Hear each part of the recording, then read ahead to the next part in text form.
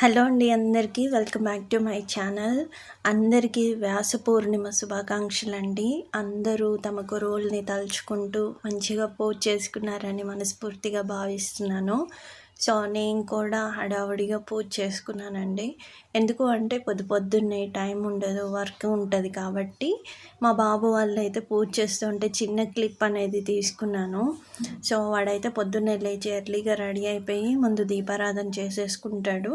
తర్వాత నేను ముందుగా వర్క్ ఫినిష్ చేసుకొని నేను కూడా పూజ చేసుకుంటాను. కాకపోతే నాకు క్లిప్ తీసుకోవడం కుదరలేదు. మార్నింగ్ కదండి, అంతా హడావుడి అయిపోతూ ఉంది.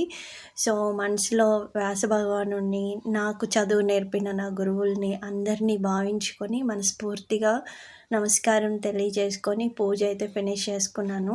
సో మీరు మీ వ్యాస పూర్ణిమ ఎలా సెలబ్రేట్ చేసుకున్నారనేది తప్పకుండా కామెంట్ బాక్స్లో షేర్ చేయండి. సో నేనైతే చాలా సింపుల్గా పూజ చేసుకున్నాను. ఫొటోస్ ఎందుకు అంటే అప్పుడు మనం పూజ చేసి మళ్ళీ అటకెక్కించడం నాకు ఇష్టం ఉండదండి.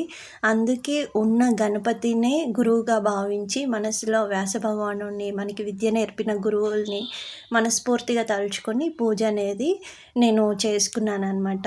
ఇది నా ఇంటెన్షన్ మాత్రమే. ఇలా నా పూజ కంప్లీట్ చేసుకున్నాను. మరొక మంచి వీడియోతో కలుస్తానండి. లక్ష్మీ రమణ గోవింద గోవింద.